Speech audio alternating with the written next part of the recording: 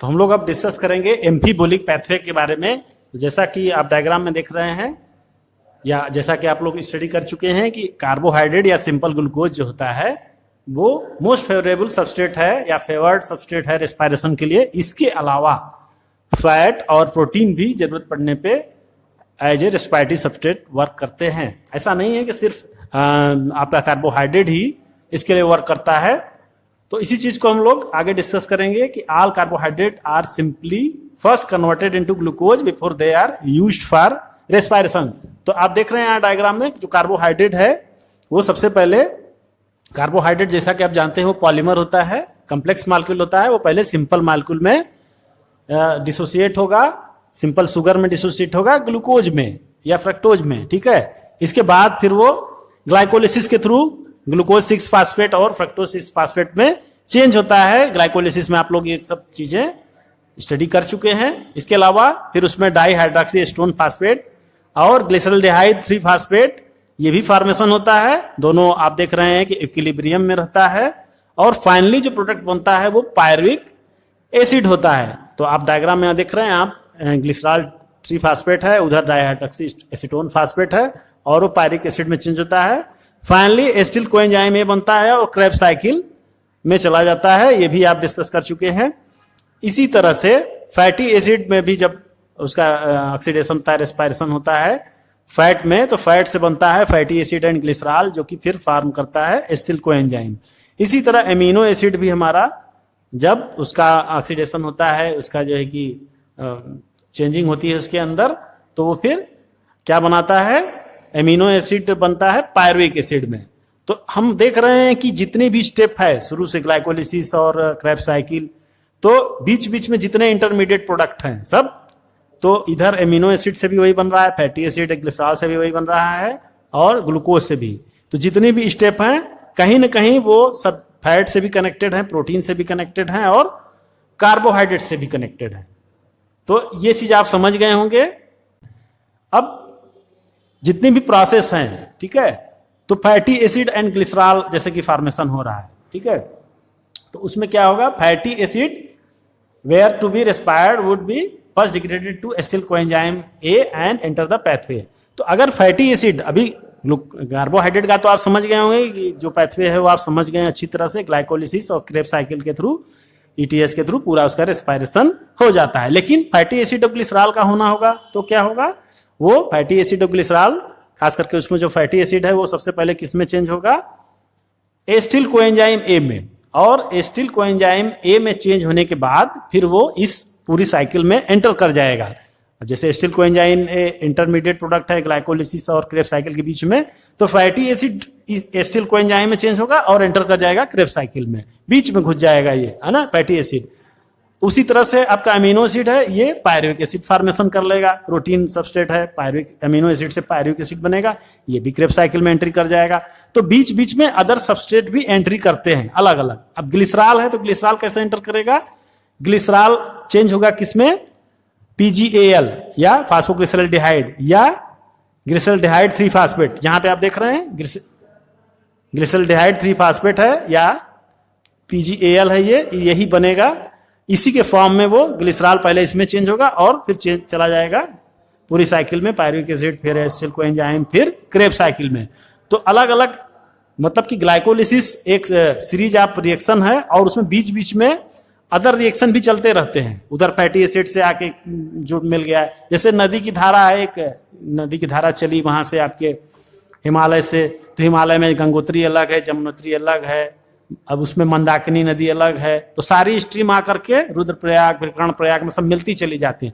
तो लगभग मान लीजिए उसी तरह का ये है कि इधर से ग्लूकोज का आ रहा है सबस्ट्रेट, इधर से प्रोटीन का आ रहा है, इधर से फैट का आ रहा है, ठीक है।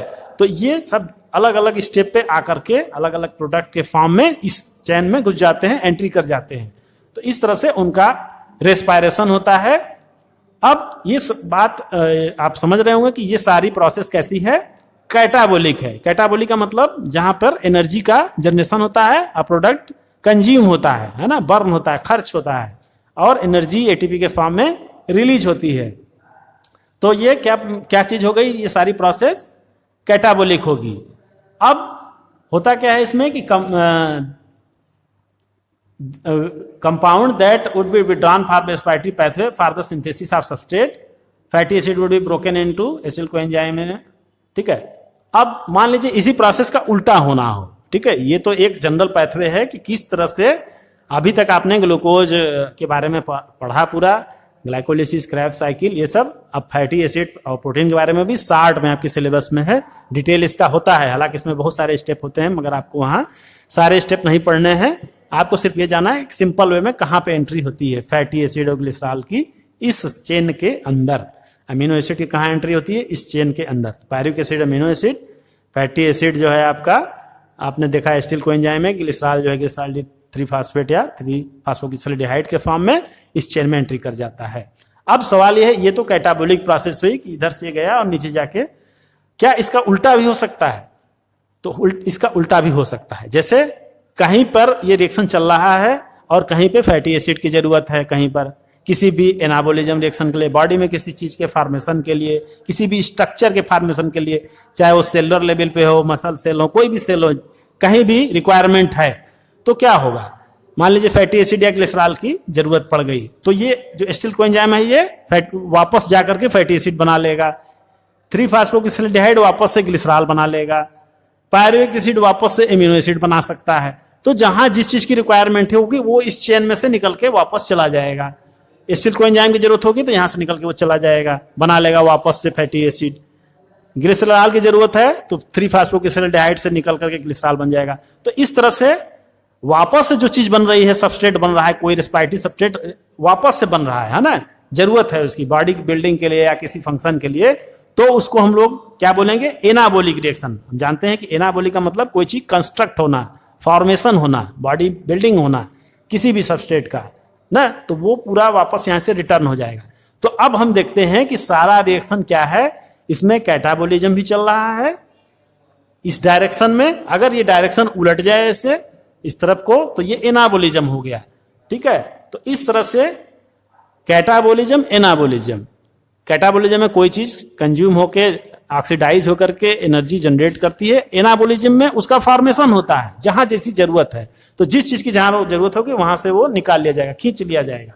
एक चेन चल रही है, जो एक्स्ट्रा है वो इधर आ गया और फिर जो नहीं है तो वापस चला गया। इस तरह से पूरी प्रोसेस चलती रहती है। तो एक बैलेंस क्रिएट रहता है पूरे सिस्टम में कि जहां जिस चीज की जरूरत है वो कंज्यूम कर ली जाएगी, ले ली जाएगी, जब नहीं जरूरत है तो वापस इसमें आकर के मिला दिया जाएगा। तो ये चेन पूरा प्रॉपर आपकी चलती रहेगी। तो बहुत बढ़िया इसका टेक्निक है, बहुत अच्छी प्रोसेस है, आप समझ गए होंगे इस चीज को। और इसमें जो है कि दोनों प्रोसेस हो रही है, कैटाबोलिज्म और एनाबोलिज्म, इसीलिए इसको हम लोग क्या बोलते हैं? एम्फीबोलिक। एम्फी का मतलब होता है टू या बाई, है ना। तो एम्फी का मतलब दोनों प्रोसेस यहाँ पे हो रही है, कैटाबोलिज्म और एनाबोलिज्म, इसीलिए इस प्रोसेस को हम लोग बोलते हैं एम्फीबोलिक पैथवे। तो ग्लाइकोलिसिस या जो भी रेस्पिरेशन की प्रोसेस है, क्रैब साइकिल, इंटरमीडिएट जितने भी हैं, तो ये जितने प्रोडक्ट आप देख रहे हैं ये सब इंटरमीडिएट प्रोडक्ट हैं। तो इंटरमीडिएट प्रोडक्ट कहीं भी यूज हो सकते हैं बैकवर्ड डायरेक्शन में, और वो किसी भी प्रोसेस में अलग दूसरे प्रोसेस में पार्टिसिपेट कर सकते हैं। तो इस तरह से ये चूंकि दोनों डायरेक्शन में चल रहा है, कैटाबोलिक डायरेक्शन और एनाबोलिक डायरेक्शन, इसीलिए इसको हम लोग बोलते हैं एम्फीबोलिक पैथवे, ठीक है।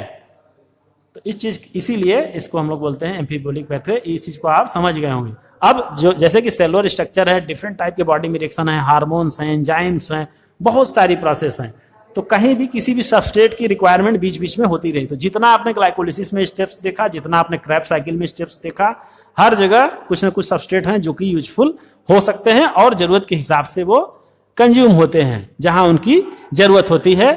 और एनाबोलिक, कैटाबोलिक दोनों तरह के रिएक्शन इस तरह से एक सीरीज वाइज में चलते रहते हैं।